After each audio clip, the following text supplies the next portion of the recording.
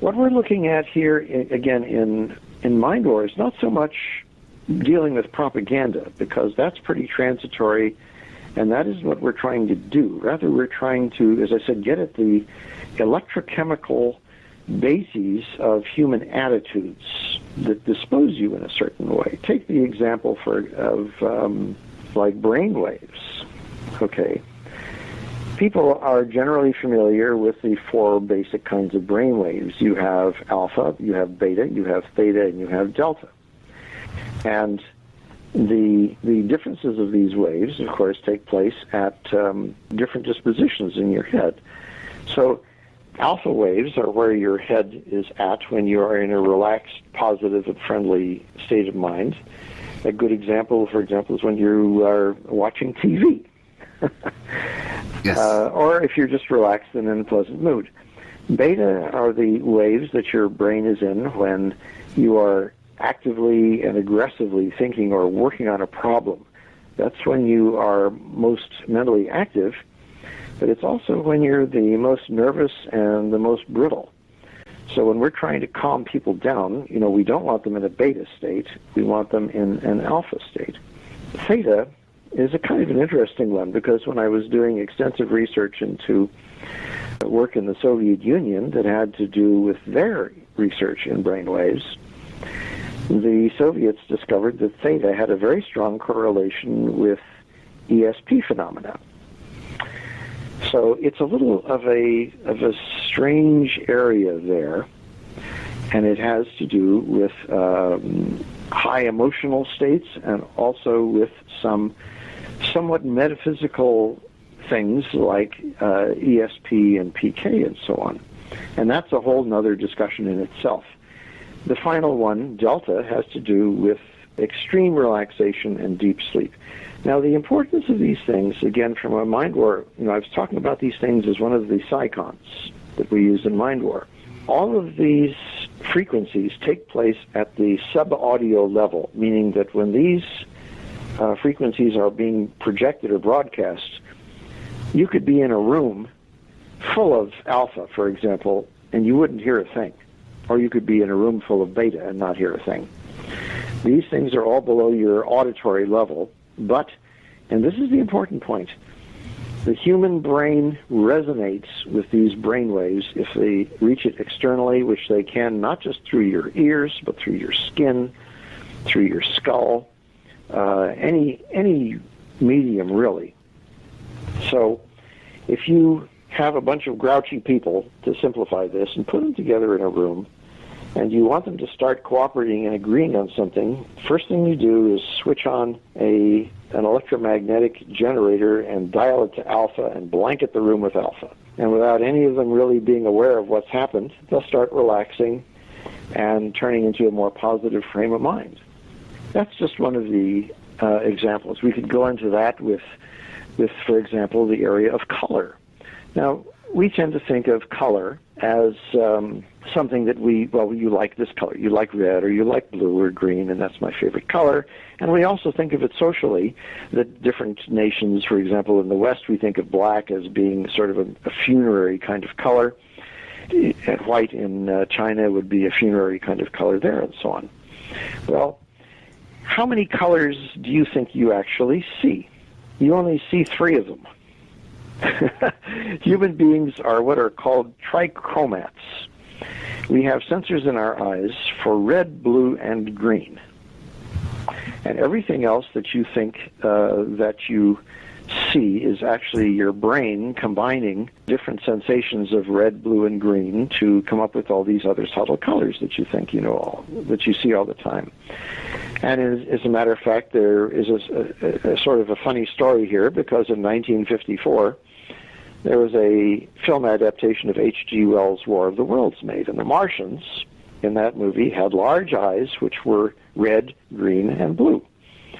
That happens to be something that looked good on a monster, but it also happens to be the way your own eyes function. And if you were to disassemble your television set today, or in the days when they still operated with projector guns in back, you would find 3 projectors back there, red, green, and blue. That's for that same reason. the research that we have done in psyop into these colors have led us to the very interesting discovery that the colors by themselves will trigger a different reaction in a human being, which means that if you are exposed to red radiation, and again, we're talking about the electromagnetic spectrum here, so it's not just that you're looking at something red and that you have a visual response to it. We're talking about the actual radiation, the wavelengths of this color from the EMS itself that are coming into your brain. The red wavelengths incline you towards anger, and again, it's not because red is bloody or anything like this. It's just how red makes you angry, blue makes you intelligent and thoughtful, and green is relaxation. So once again, if you have a room full of people and you're already blanketing it with alpha radiation, you also want to dial up the blue. So what you see here is that as you're turning these electromagnetic and electrochemical psychons and bringing them into play, and there are about 12 or 13 of them that I go into in the book, what you're doing is to address the mental state of mind of everybody who's subjected to these. And what you're trying to do is to get them to stop being angry and stop being combative and become as intelligent as they can and as cooperative as they can. And what's also funny about this, you're not just doing this to what you thought were the bad guys. You're doing it to your people, too.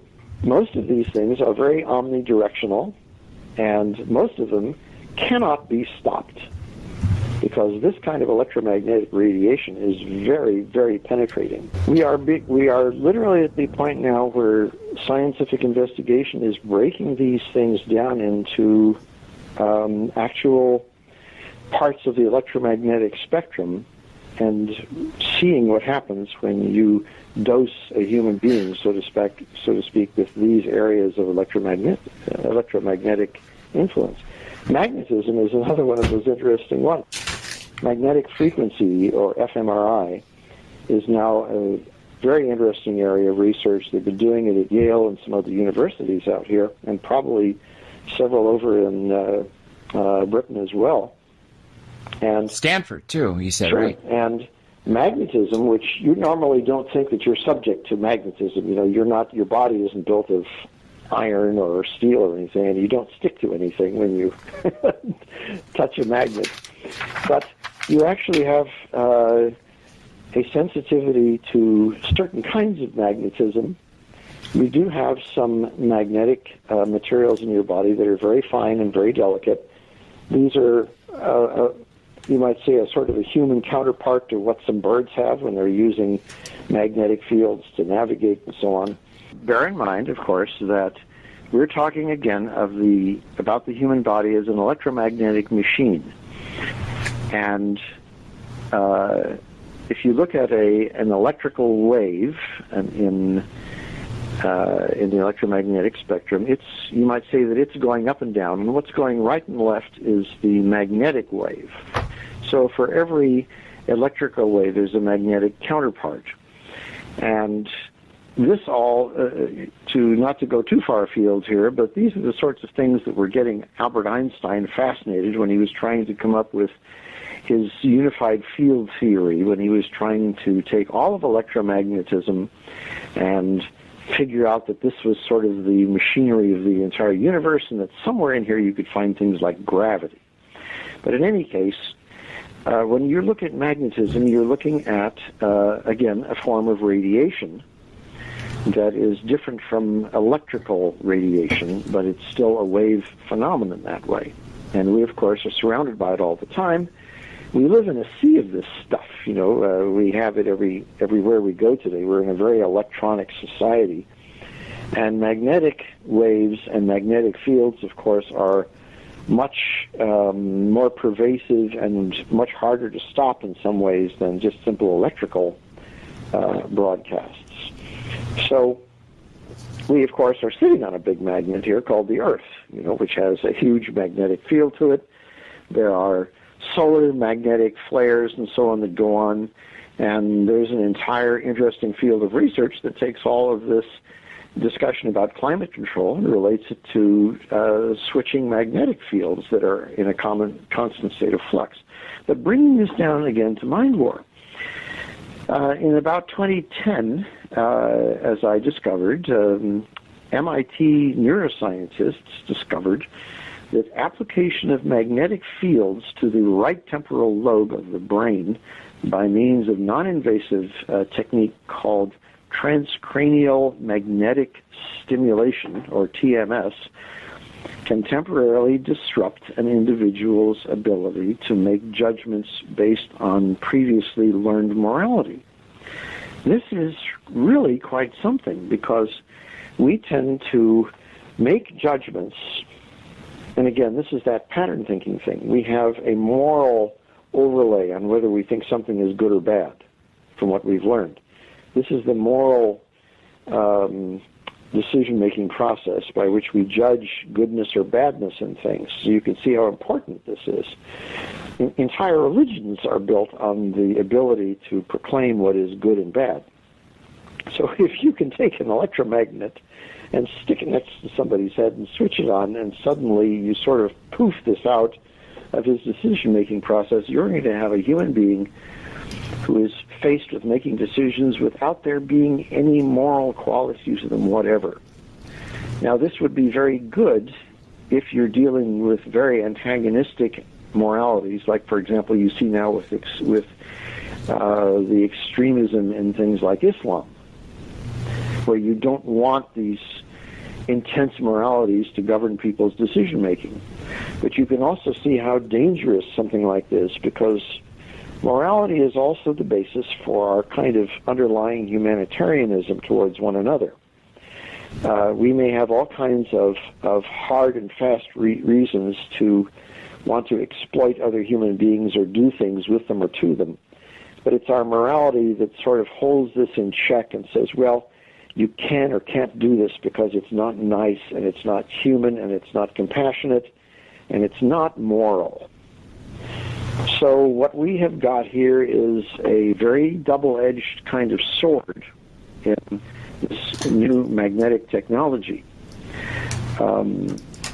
This field, generally, if you want to look for it, if your listeners want to look for it, look up functional magnetic resonance imaging, or fMRI, because this is the area in which you can not only, as I said, influence human morality, but believe it or not, and this is sort of really at the extreme edge of science these days, through fMRI, you can actually develop pictures so precise of a human brain's processing that you can create visual images of what that person is seeing or imagining.